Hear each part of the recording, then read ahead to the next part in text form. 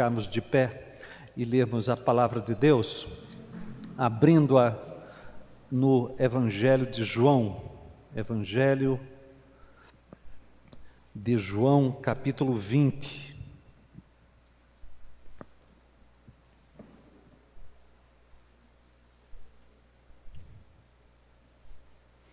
Evangelho de João, capítulo 20. Eu vou fazer uma leitura a partir do versículo 24. João, capítulo 20, a partir do versículo 24, eu farei uma leitura da palavra de Deus até o versículo 31. Os meus irmãos acompanham essa leitura reverentemente. O texto sagrado diz assim: Ora, Tomé, um dos 12, chamado Dídimo, não estava com eles quando veio Jesus. Disseram-lhe então os outros discípulos: Vimos o Senhor. Mas ele respondeu: Se eu não vir nas suas mãos o sinal dos cravos, e ali não puser o dedo, e não puser a mão no seu lado, de modo algum acreditarei. Passados 8 dias, estavam outra vez ali reunidos os seus discípulos e Tomé com eles. Estando as portas trancadas, veio Jesus, pôs-se no meio e disse-lhes: Paz seja convosco. E logo disse a Tomé: Põe aqui o dedo e vê as minhas mãos, chega também a mão e põe-na no meu lado, não sejas incrédulo, mas crente. Respondeu-lhe Tomé: Senhor meu e Deus meu. Disse-lhe Jesus: Porque me viste, creste? Bem-aventurados os que não viram e creram. Na verdade, fez Jesus diante dos discípulos muitos outros sinais que não estão escritos neste livro. Estes, porém, foram registrados para que creiais que Jesus é o Cristo, o Filho de Deus, e para que, crendo, tenhais vida em seu nome. Vamos orar. Senhor, nós te buscamos nesta noite, nós viemos para o teu louvor, para prestar a ti culto aceitável por meio de Jesus Cristo, e nesse momento nós mais uma vez te suplicamos que tu nos recebas e os serviços espirituais que viemos oferecer-te, as nossas ações de graças por 70 anos de uma história vitoriosa da Igreja Congregacional em Cupira. Te pedimos ainda, Senhor, que tu aceites o culto que agora nós oferecemos a ti com a Escritura Sagrada. Nós oramos em nome de Jesus. Amém. Assentai-vos, meus irmãos.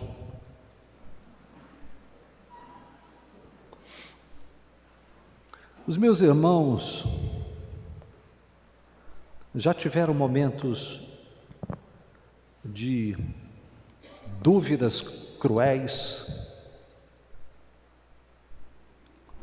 já passaram por esse tipo de conflito de fé. A dúvida,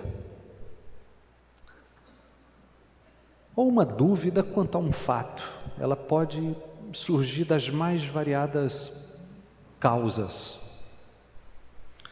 Em alguns casos, me parece que nós temos uma dúvida, digamos, mais sofisticada, uma dúvida filosófica, uma dúvida argumentativa, rebuscada. Em outros casos, a dúvida pode acontecer de maneira mais, e por razões mais pragmáticas, às vezes por uma questão de escolhas morais. As escolhas morais que nós fazemos, elas vão levando por caminhos ao fim dos quais pode não sobrar mais nada da fé. A dúvida, ela também pode surgir da simples ignorância. Temos dúvida a respeito de certas coisas porque não as conhecemos com a profundidade ou com a propriedade necessárias. Há casos em que a dúvida é, digamos, uma passagem para mais firmeza. Duvida-se para crer. Inúmeros são os exemplos da Bíblia de pessoas que pediram uma confirmação da sua fé. Elas duvidaram com firme propósito de ter uma fé mais inabalável. Além disso, às vezes, repito, questões muito pragmáticas podem fazer surgir a fé. Às vezes, pessoas se tornam cínicas e levianas pelo simples fato de que não respeitam tempos de lazer, tempos de descanso, tempos de reparação do cansaço. A vida vai se tornando uma série ininterrupta de trabalho incansável, quando não há mais tempo para refletir sobre as coisas importantes da vida e de repente tem-se uma dúvida cruel a respeito das coisas que anteriormente eram cridas. É possível ainda, meus irmãos, que crises existenciais profundas, momentos de pesar, a perda de uma pessoa amada, a falência, a remoção inesperada. Imaginemos, a quantidade de refugiados que hoje a Europa está recebendo, refugiados provindos da Ucrânia. Pessoas de uma hora para outra ficaram sem casas, sem família, perderam tudo, precisaram sair de sua terra, buscar refúgio, encontrar refúgio, asilo em outro lugar. Olha que coisa! Então, muitas vezes, crises existenciais profundas como estas abalam a estrutura de uma fé que até então era vista como muito sólida. Mas eu diria que de todas essas dúvidas, nós podemos classificá-las em dois grupos. Há um grupo de dúvidas que pertence àqueles que duvidam porque não querem crer. E há um conjunto de outras dúvidas, daqueles que duvidam para crer mais. Alguns duvidam para descrer, outros duvidam para crer. Esse texto que eu li para vocês não é exatamente uma resposta para todos os casos de dúvida. Ele trata especificamente da dúvida de Tomé, que possui um contexto, digamos, bastante específico. Eu vou explicar para vocês. Jesus havia sido crucificado na sexta-feira. E dessa maneira, a morte de Jesus desafiou toda a noção de Tomé e também a dos demais discípulos e a dos judeus de uma maneira geral quanto a um Messias triunfante. As mensagens de Jesus quanto à ressurreição ao terceiro dia não foram exatamente entendidas por Tomé, não foram também entendidas pelos demais discípulos, na verdade não foram compreendidas por aquele círculo, tanto o mais íntimo como o mais afastado daquelas pessoas que lhe seguiam e que haviam sido beneficiadas de alguma maneira com suas palavras de encorajamento e com seus milagres. E talvez até alguns acreditam que os discípulos podem ter entendido aquelas predições da ressurreição de Jesus ao terceiro dia como parábolas, como palavras figuradas. O fato é que a morte de um Messias e a morte na cruz abateu a todos. Ao longo do domingo da ressurreição, começaram a surgir notícias de um túmulo vazio e as aparições de Jesus também começaram a ser noticiadas. Primeiro, Jesus apareceu a algumas mulheres. Depois, Pedro e João viram o túmulo vazio. Depois, Jesus aparece a Pedro e, a mais tarde, a 2 discípulos a caminho de Emaús. Ainda naquele domingo, à noite, Jesus aparece a 10 dos seus discípulos. 10 porque Judas havia se suicidado. E Tomé estava ausente. Essa aparição a 10 discípulos no final do dia daquele domingo está registrada exatamente aqui em João capítulo 20, a partir do verso 19 até o versículo 23, 24 na verdade. Porque o versículo 24 é uma nota explicativa dizendo que Tomé, um dos 12, chamado Dídimo, não estava com eles quando Jesus apareceu naquele domingo. Então olha como é que os fatos acontecem. Jesus é crucificado na sexta-feira, o Messias crucificado abala a todos,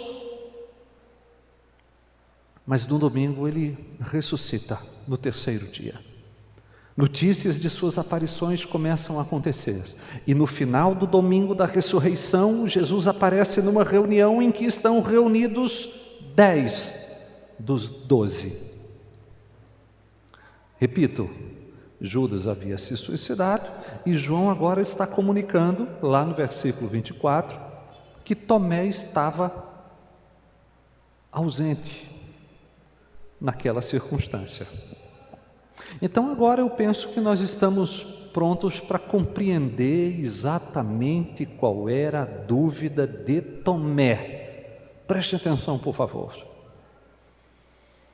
Me parece que o contexto revela que Tomé é um crente que passou por um enorme desapontamento religioso. Ele, digamos, está com uma profunda crise de fé religiosa. Ele esteve seguindo a Jesus e, pelo que ele podia ver, pelo que ele podia concluir das palavras de Jesus, ele podia ter razoável certeza de que Jesus era o Messias triunfante, o Messias prometido no Antigo Testamento. E, de repente, na sexta-feira da Paixão, Jesus é crucificado.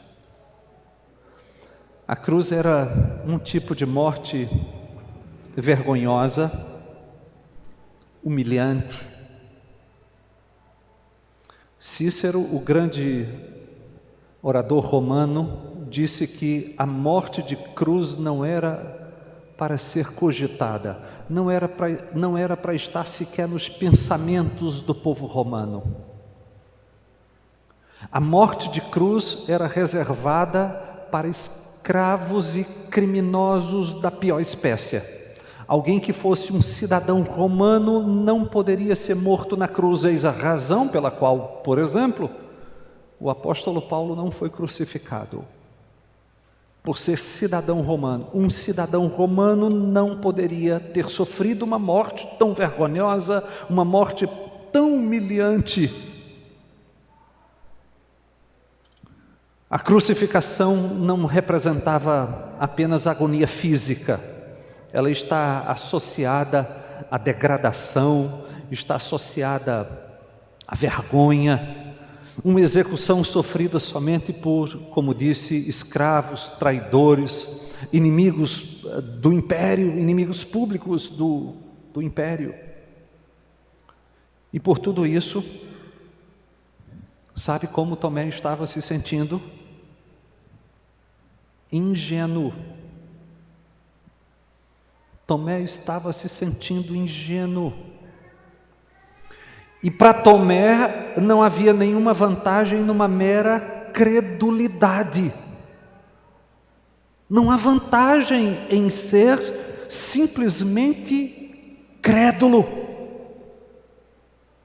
Ou as coisas eram, segundo a perspectiva de Tomé, de fato verdadeiras, ou não interessavam a Tomé. E por isso ele precisava distinguir fé genuína de credulidade tola, e ele se recusava a ser alvo de uma nova decepção, porque ele andou alimentando a expectativa de que estava diante do Messias, só que na sua mente ele não podia conceber que o Messias prometido seria crucificado. E então, quando os demais discípulos lhe disseram no versículo 25, vimos o Senhor, a sua resposta foi a seguinte: se não vir nas suas mãos os sinais dos cravos, e ali não puser o dedo, e não puser a mão no seu lado, de modo algum acreditarei. Versículo 25 do nosso texto. Tomé, em síntese, estava decidido: eu somente crerei se eu tiver provas cabais da continuidade entre o Jesus das aparições, entre o Jesus ressurreto das notícias e o Jesus que morreu na cruz do Calvário e foi sepultado. Eu estou decidido a não crer, a não ser que eu tenha absoluta certeza de que o Jesus ressurreto que está sendo noticiado foi de fato Jesus que morreu. Ele está disposto a acreditar. Ele quer acreditar. Na verdade, é tudo o que ele mais deseja é acreditar. Mas ele não se deixaria enganar por nada. Então, quando seus pares do colégio apostólico dizem que viram a Jesus, ele responde: eu preciso ver. Mais do que ver, eu preciso sentir, apalpar, e nada que seja menos do que isso me satisfaz. A passagem é, digamos, segundo penso, humildemente, é, digamos, um clamor de um crente que se recusa a ser ingênuo. Quero saber se vocês estão me entendendo, sim ou não. Estão me entendendo, meus irmãos?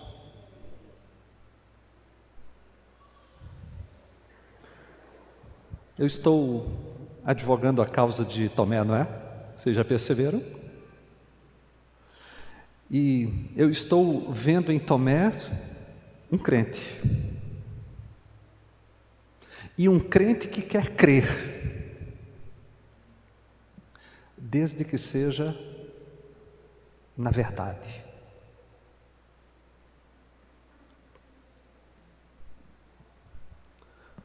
Uma semana se passou, e aí nós chegamos no versículo 26.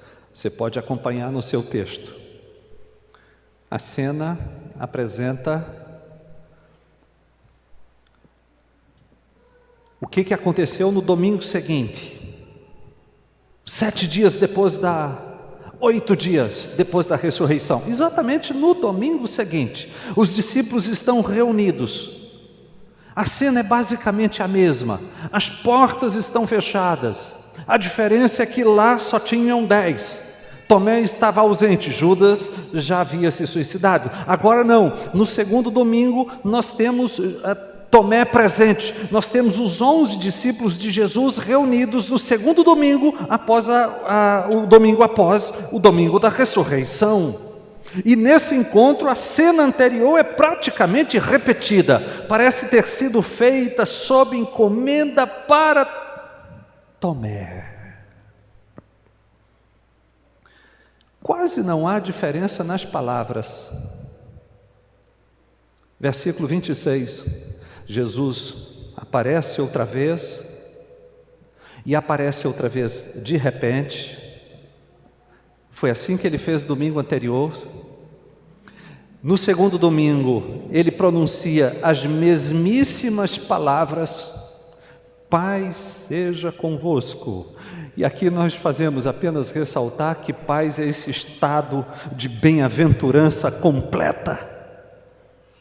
Esse estado espiritual pleno, é estar reconciliado com Deus, significa que deste lado de cada cruz e da ressurreição é possível ter paz com Deus.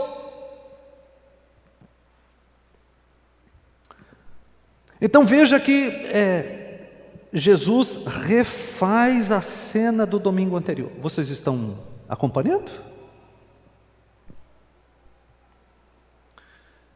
É uma cena sob medida para um crente que andou duvidando. E depois que Jesus se apresenta, ele se volta e se concentra em Tomé. E começa a atender todas as demandas de Tomé que foram apresentadas no domingo anterior. Então, o que Jesus disse Tomé disse no domingo anterior? Se eu não vir nas suas mãos o sinal dos cravos. E agora Jesus se volta para Tomé e diz: vê aqui minhas mãos. No domingo anterior, Tomé tinha dito: e ali não puseram o dedo. Agora, 8 dias depois, Jesus está lidando com Tomé e diz: põe o dedo aqui na minha mão, põe o dedo aqui, vê as minhas mãos. O que você queria? O que você pediu para acontecer? Você pediu para ver? Eu estou lhe mostrando. Você pediu para tocar? Você quer sentir? Pegue na minha mão. No domingo anterior, Tomé havia dito: e não puser a mão no seu lado. E aí, 8 dias depois, Jesus se volta para Tomé e diz: chega-te também a mão e põe-na no meu lado. As demandas todas estão sendo atendidas. Eu preciso ver, Jesus diz, então veja. Eu preciso tocar com o meu dedo. Jesus diz aqui: põe o seu dedo das minhas mãos, põe o seu dedo nas feridas. Eu preciso tocar no seu lado. E aí depois Jesus disse para Tomé: põe a mão no meu lado. E no domingo passado, Tomé tinha dito: se isso tudo não acontecer, de modo algum acreditarei. 8 dias depois, Jesus disse: põe o seu dedo, vê as minhas mãos, chega-te também a mão e põe-na no meu lado. E para responder as demandas todas da semana anterior, Jesus diz assim: não sejas incrédulo, mas crente. Vê se você me acompanha, por favor. Jesus reproduziu a mesma cena. E é isso que eu estou chamando de cena sob encomenda. Uma cena para Tomé. Todas as demandas do domingo anterior estão sendo agora satisfeitas, a contento. Eu penso que é possível concluir com razoável certeza que Tomé atendeu tudo que Jesus lhe mandou nesse momento. Então, quando Jesus disse: põe o dedo nas feridas, ele pôs. Põe a mão no lado, ele pôs. Tomé saiu, imaginamos nós, atendendo agora às ordens de Jesus. Ele realmente pôs o dedo nas mãos de Jesus, ele tocou no lado de Jesus. E provavelmente não apenas Tomé fez isso, mas todos os discípulos o fizeram, porque todos estiveram em algum momento com dúvidas. Embora quando nós pensemos no discípulo que duvidou, nós pensamos em quem? Pensamos em Tomé, não é? Mas todos os discípulos duvidaram, todos eles também viram e tocaram. E isso pode ser dito em pelo menos 2 passagens, apenas ouça. Eu vou ler uma passagem de Lucas, que está em Lucas capítulo 24, a partir do versículo 36. Os meus irmãos ouvem. Falavam ainda estas coisas, quando Jesus apareceu no meio deles e lhes disse: paz seja convosco. Eles, porém, surpresos e atemorizados, acreditavam estarem vendo um espírito. Mas ele, Jesus, lhes disse: por que estáis perturbados? E por que sobem dúvidas ao vosso coração? Por que sobem dúvidas ao vosso coração? A dúvida foi de quem? De todos. Porque sobem dúvidas ao vosso coração. Vede as minhas mãos, vede os meus pés, sou eu mesmo. Olha o que Jesus disse nesse encontro segundo Lucas: apalpai-me e verificai, porque um espírito não tem carne nem ossos, como vedes que eu tenho. João, o apóstolo, o escritor deste evangelho, quando foi escrever sua primeira carta, muitas décadas depois dos eventos, ele começou a primeira de João dizendo o seguinte, apenas ouça: o que era desde o princípio, o que temos ouvido, o que temos visto com os nossos próprios olhos. Espera aí, veja que João é redundante, não é? Hã? Ou não? O que temos visto com os nossos... Claro, a gente só enxerga com os olhos mesmo, né? Se João tivesse dito assim, ó, o que temos visto, ele já teria dito tudo. Mas ele não se conforma em dizer apenas o que temos visto. Ele quer de fato comprovar, como que nos sacudir, para que nós vejamos, para que nós saibamos que ele de fato viu, que ele foi uma testemunha ocular. Então ele de fato se torna redundante: o que temos visto com os nossos próprios olhos, o que temos contemplado e as nossas mãos apalparam. Com respeito ao verbo da vida, e a vida se manifestou, e nós a temos visto, e dela damos testemunho, e vula anunciamos a vida eterna, a qual estava com o Pai e nos foi manifestada. O que temos visto e ouvido, anunciamos também a vós outros, para que vós igualmente mantenhais comunhão conosco. Ora, a nossa comunhão é com o Pai e com o seu Filho Jesus Cristo. A minha conclusão preliminar parece ser esta: Tomé duvidou, como todos duvidaram.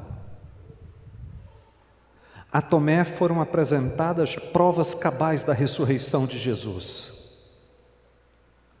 e aos demais também. Tomé viu, e os demais viram. Tomé apalpou, tocou nas feridas de Jesus, tocou nos pés, tocou no lugar dos cravos, tocou no lado, e os demais também. Então, o versículo 28 diz que o homem que duvidou porque queria crer, embora não aceitasse ser apenas um ingênuo. Eu quero saber se vocês estão me entendendo nesse ponto, sim ou não? O homem que duvidou porque queria crer, creu. E desatou uma confissão. Ele disse assim: Senhor meu. E o quê? E Deus meu. Isso é basicamente aquilo que João começou a dizer de Jesus lá no começo do Evangelho. João começou o seu Evangelho assim: no princípio era o Verbo, e o Verbo estava com Deus. E o quê? E o Verbo era Deus. As provas foram de tal forma incontrastáveis que Tomé não teve outra opção e desatou a sua confissão: Senhor meu e Deus meu. Agora nós ficamos pensando assim, né? Preste atenção nisso. Eu já estou caminhando para o final, preste atenção. De onde surgiu essa confissão? Concluam comigo o seguinte: Tomé teve uma semana para pensar nas afirmações de Jesus. Ele passou mais de 3 anos ouvindo a Jesus. Ele ouviu palavras de Jesus que, se bem compreendidas, não poderiam ter sido ditas por uma criatura. Olha o que Jesus disse em certa ocasião, e Tomé ouviu. Então lhes falou Jesus: em verdade, vos digo que o Filho nada pode fazer de si mesmo, senão somente aquilo que vir fazer o Pai, porque tudo que o Pai fizer, o Filho também, semelhantemente, o faz.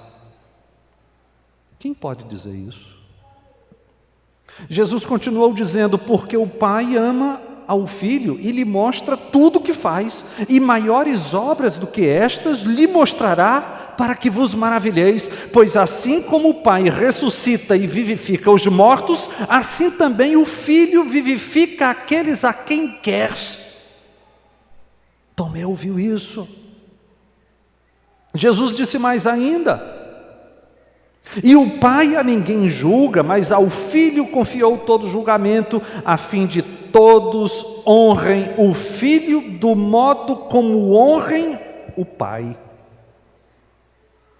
Quem não honra o Filho, não honra o Pai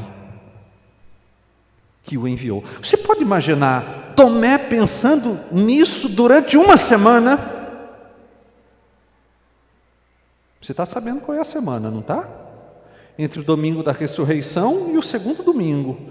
Um domingo sem Tomé, um domingo com Tomé. Tomé ouviu, meus irmãos, quando Jesus disse mais, Jesus disse em certa ocasião o seguinte: respondeu-lhe Jesus: em verdade vos digo, antes que Abraão existisse, eu sou. Em outra ocasião, Jesus disse-lhe Jesus: Filipe, há tanto tempo estou convosco, e não me tens conhecido, quem me vê a mim, o quê? Vê o Pai. Como dizes tu, mostra-nos o Pai?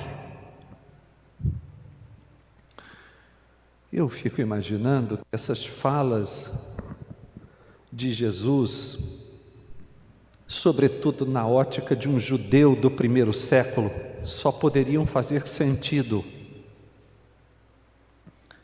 se Jesus fosse Deus. E se era esse o caso, como é que as suas palavras, que reivindicavam a sua divindade, poderiam ser aceitas sem provas cabais da ressurreição? Me expliquem. Então, quando Jesus, no segundo domingo, começou a atender às demandas de Tomé, o que foi mesmo que Tomé disse? Você se lembra? Lá no versículo 28, Senhor meu e Deus meu. Agora, por que João anotou, registrou a dúvida de Tomé? Preste atenção nisso para a gente terminar. João relatou o que Jesus disse após a confissão de Tomé. Olha o que está no versículo 29. Vai me acompanhando, por favor. Porque me viste, creste. Bem-aventurados os que não viram e creram.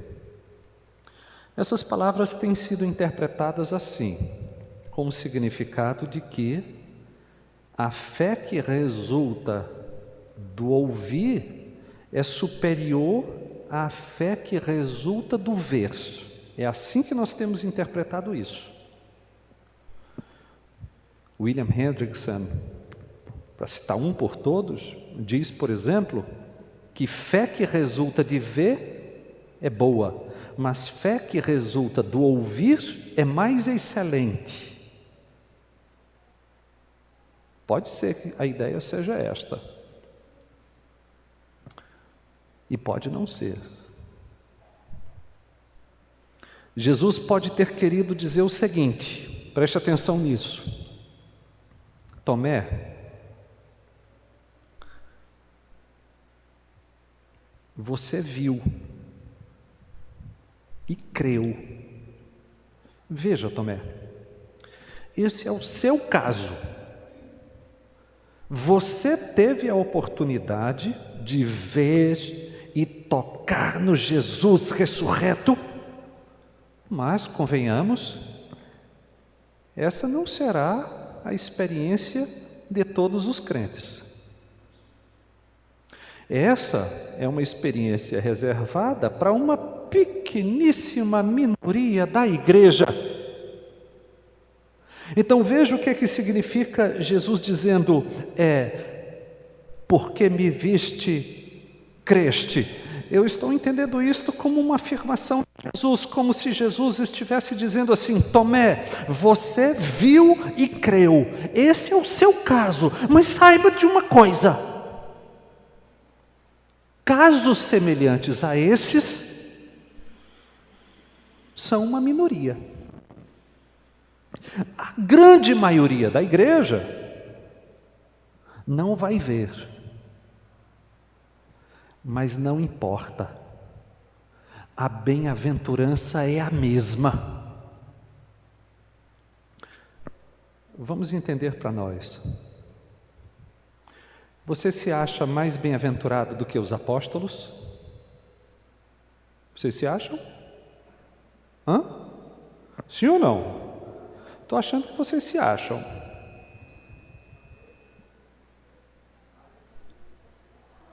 Se vocês entenderem que Jesus está dizendo que aqueles que creram sem ver são mais bem-aventurados, vocês estão dizendo que vocês são mais bem-aventurados do que os apóstolos, porque eles viram e creram. O que vocês acham? É razoável pensar assim? Sei não. Eu acho que não é razoável. Mas o que Jesus está dizendo é o seguinte: vocês não viram, né? Nem tocaram. Se alguém disser aqui que viu Jesus e tocou em Jesus, a gente vai ficar muito preocupado. E vai achar que isso pode ser um caso mais grave. Um caso psiquiátrico, talvez. Então, não. Nós não vimos, mas cremos. Então Jesus está querendo dizer assim: não importa, a bem-aventurança é a mesma. Aqueles que creram sem ver são tão bem-aventurados como aqueles que só creram porque viram. E o que Jesus está querendo dizer com isso é trazer conforto para toda a igreja de todos os tempos, porque Jesus sabia perfeitamente que apenas uma pequeníssima minoria da igreja teria a oportunidade de ver, tocar e crer. A maioria da igreja não passaria por esta experiência. A maioria da igreja teria que crer sem ver, sem tocar, não importa. A bem-aventurança é a mesma. Mas atenção para esse detalhe. Esses tais que não viram e creram, por favor, atente para isso, não são mais bem-aventurados do que os apóstolos, não. Não são bem-aventurados porque creram sem qualquer evidência. A bem-aventurança não é essa. Vocês estão de parabéns, porque vocês creram sem qualquer evidência.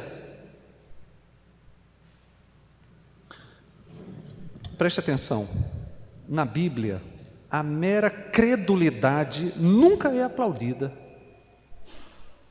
Vocês estão me entendendo bem? A mera credulidade nunca é aplaudida na Escritura. A bem-aventurança não está na mera credulidade. Esses que não viram e creram são tão bem-aventurados porque creram com base nas evidências deixadas pela geração que testemunhou a ressurreição de Jesus. Em outras palavras, Tomé viu e creu, e só creu porque viu, e é por isso que eu e vocês podemos, sem ver,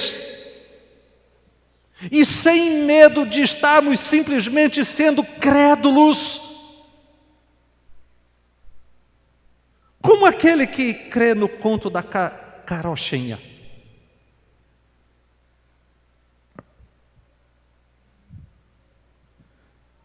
Possamos crer também. Por isso essa aparição de Jesus aos discípulos, que inclui Tomé, é, nas palavras de João, um dos sinais. Olha o que diz o versículo 30. Já estou terminando. Houve muitos outros, o quê? Sinais. Jesus fez diante dos discípulos muitos outros sinais. Este é um dos sinais que embasam a fé de todos quantos creram sem ter visto, como Tomé e como os demais discípulos. E é por isso que nós terminamos o versículo 31 dizendo: estes, porém, foram registrados. Estes o quê? Sinais. Dentre os sinais registrados, qual? A aparição de Jesus a Tomé também. Isto foi registrado para que aqueles que não viram, não verão, não tocarão, não apertarão as mãos de Jesus, não agora. Não agora. Creiam, saibam que Jesus é o Cristo, o Filho de Deus, e para que, crendo, o quê? Tenhais vida em seu nome. Aqui está a função da dúvida satisfeita de Tomé. Tomé duvidou. E só creu depois de duvidar, para que com base no testemunho dele, nós creiamos. E foi por isso que isto foi registrado. Se você não crê, não é por falta de evidência histórica. Os meus irmãos estão me entendendo? Sim ou não? Mas sabem de uma coisa, meus irmãos? Eu concluo dizendo que essa não é uma pregação sobre Tomé. Não é sobre Tomé. E querem saber? Nem é exatamente sobre dúvida ou sobre crença. Isto é uma exposição sobre Cristo. É uma exposição sobre a cruz de Cristo. Será que a cruz de Cristo foi aprovada e recebida pelo Pai como um pagamento pelos nossos pecados? Jesus não foi entregue pelos nossos pecados, segundo as Escrituras, sim ou não? Será que a autoentrega de Jesus foi aceita pelo Pai? E porque foi aceita pelo Pai, os nossos pecados foram cancelados? Se foi, como é que nós podemos saber?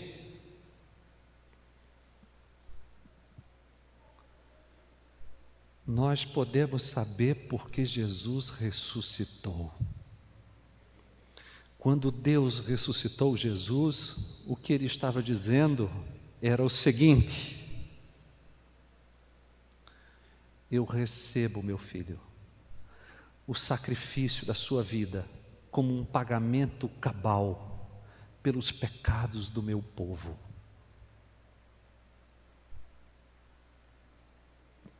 Com efeito, meus irmãos, a ressurreição de Jesus está mesmo no centro do fundamento da nossa fé, sem a qual tudo rui. Se Jesus não ressuscitou, diz o apóstolo Paulo, a fé é vã, a pregação é vã, os apóstolos são falsas testemunhas, os mortos não ressuscitarão, nós ainda estamos mortos em nossos delitos e pecados. Os que morreram em Cristo permanecem mortos e ponto final. Mas também, por outro lado, Paulo diz que, sem sombra de dúvida, sim, de fato, Paulo diz, Cristo ressuscitou dentre os mortos, tendo dado provas cabais desse fato histórico que não ficou sob quaisquer dúvidas. Não ficou sob quaisquer dúvidas. Paulo, na mesma mensagem, e vocês sabem que eu estou pensando em 1 Coríntios 15, ele na mesma mensagem, na mesma passagem, sem pretensão de ser exaustivo, ele disse que Jesus ressuscitou ao terceiro dia, que apareceu a Cefas, que apareceu aos 12 e que depois apareceu a mais de 500 irmãos de uma só vez. E por fim, apareceu a Tiago. E depois a ele, Paulo, no caminho de Damasco. Portanto, Tomé duvidou e teve a sua dúvida cabalmente sanada, para que nós hoje pudéssemos ter a bem-aventurança de crer sem ver, de crer sem tocar, mas esclareça-se, crer sem ver não significa crer sem fundamentos fáticos históricos. Crer sem ver significa, eu não estive lá, mas muita gente esteve. Eu não vi Jesus ressurreto, mas muita gente viu. Eu não toquei no Jesus ressurreto, mas muita gente tocou,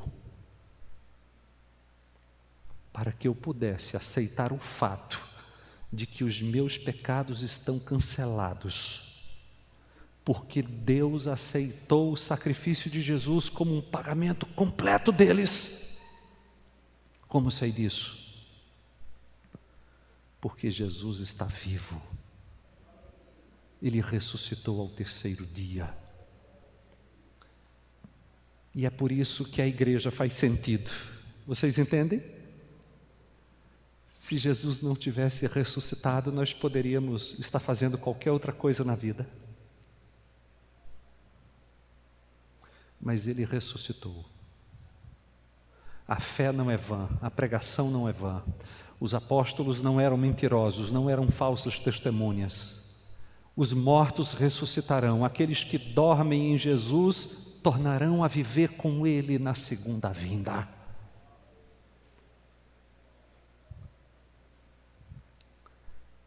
Então deixa eu chamar aqui aqueles que não creem. Se você não crê, não é por falta de evidência. Jesus está vivo. E Ele não deixou dúvidas disso. Louvado seja o nome do Senhor. Vamos ficar de pé e vamos orar.